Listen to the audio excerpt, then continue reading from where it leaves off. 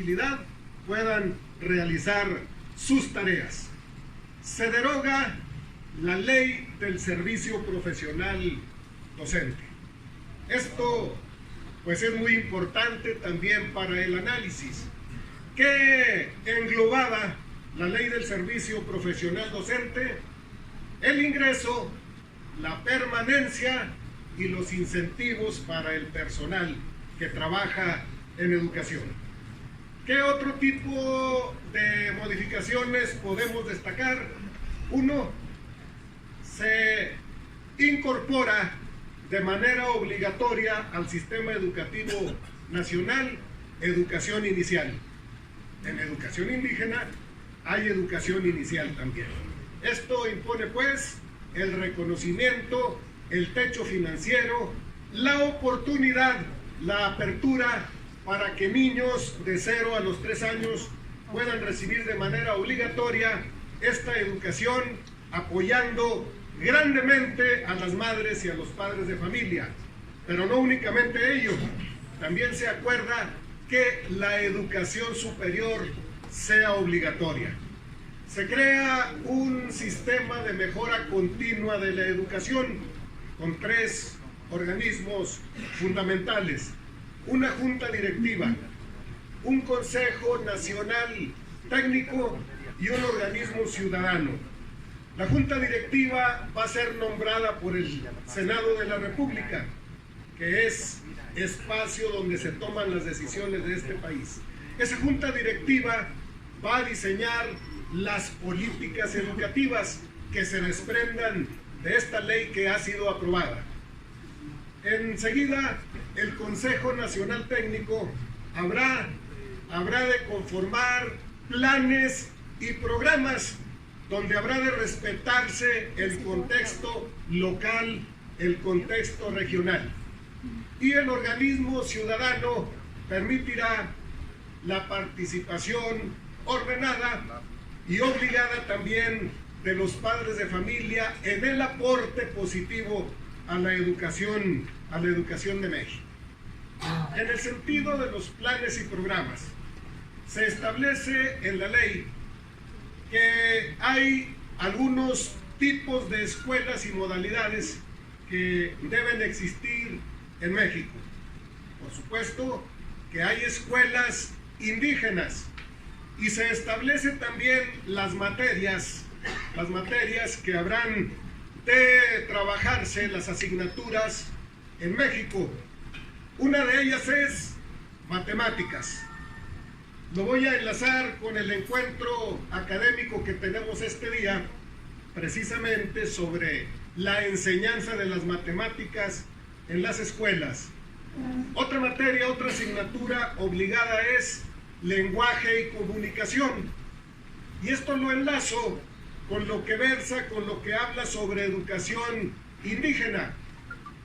Se ponderan los derechos de los niños y de los integrantes de las comunidades indígenas.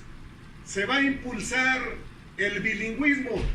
Por eso fue muy alentador reconocer a Nicolasa, que nos lee en mexicanero, pero que también domina el español. Fue muy alentador escuchar a Juan Pedro en Odam, pero también domina el español. Su cuento está redactado también en el idioma español.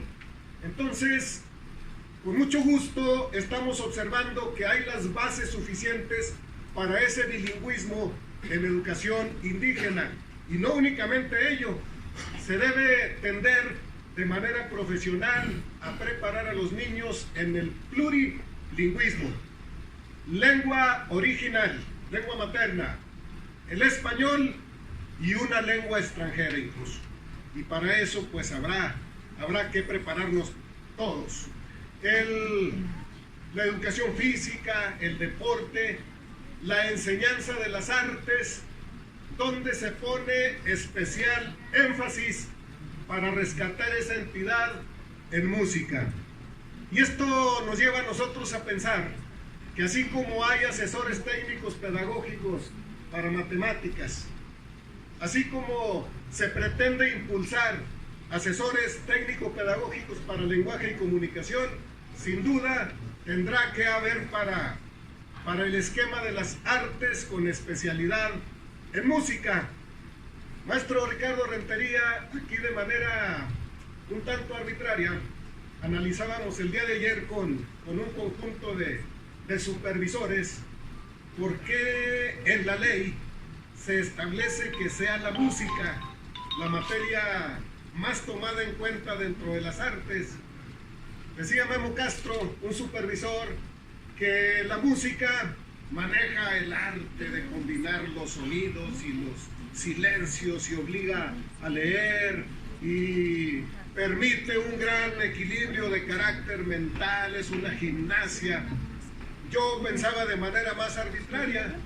Yo supongo que el señor secretario de Educación, con todo el respeto, Esteban Moctezuma Barragán, presidente de Fundación Azteca, ha conformado en todo el país una serie de orquestas musicales de niños y de jóvenes.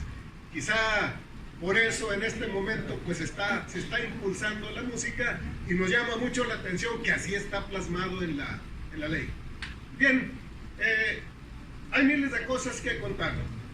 Llegó una circular de Francisco Cuadras a todas las entidades federativas, a la Secretaría de Educación en cada estado, para decir que en tanto se emite una nueva ley reglamentaria para la carrera de las maestras y los maestros, y una vez que ha sido derogada la ley del servicio profesional docente, quedan sin efecto todas las evaluaciones de manera temporal. Pero esto no nos debe sobresaltar. Necesariamente se tiene que crear en estos días un instrumento de carácter temporal para que pueda culminar los procesos que en este momento están en tránsito. Creo que yo aliento mucho la preparación profesional de educación indígena porque así lo han mostrado. Sin embargo, en la cuestión de perfileo, en la cuestión de grado académico, sí ha sido un esquema un tanto fuerte, agresivo, primordialmente con educación indígena. Entonces vamos a considerar pues que estas nuevas adecuaciones, que estas incorporaciones en la ley permitan un ejercicio más amigable, más aceptable para los maestros que van a trabajar en educación indígena. Les digo, habría miles de cosas que platicar. Voy a destacar la última, que es la más fundamental. Y aquí tengo que agradecer de manera pública la intervención que ha tenido el Sindicato Nacional de Trabajadores de la Educación. El transitorio, muy importante, habla de que las leyes tienen que considerar el regresar a lo básico, el regresar a que los trabajadores de la educación puedan ser regidos, puedan ser tratados sus derechos por el apartado B del artículo 123 constitucional. ¿Qué significa esto? Un ejemplo simplemente: cuando se ocupa una vacante definitiva, a los 6 meses, un día, hay el derecho de basificación, sin más procesos de evaluación ni de tener que justificar absolutamente nada.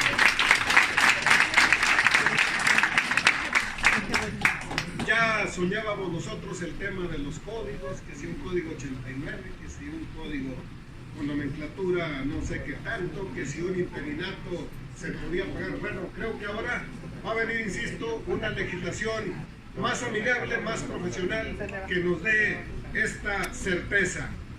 Mientras tanto, mientras vienen esos tiempos para la armonización de las leyes, para las adecuaciones, con esta reforma que tenemos en puerta, como siempre, sabemos que los maestros van a estar a la altura de las circunstancias, que como siempre las maestras, los maestros van a tener esa capacidad de adaptación para dar lo mejor de sí mismos y soportar cualquier reforma en pos de una mejor educación.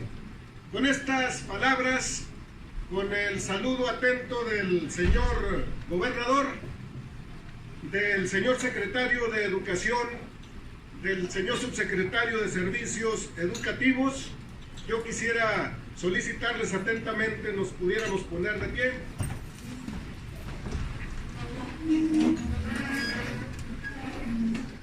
Para, en nombre de ellos, declarar esta mañana del día 18 de mayo de 2019, formalmente inaugurado este encuentro académico sobre la enseñanza de las matemáticas en educación primaria en la modalidad de una importante educación que se da en Durango y en México, educación indígena. Que sea para bien. Muchas gracias.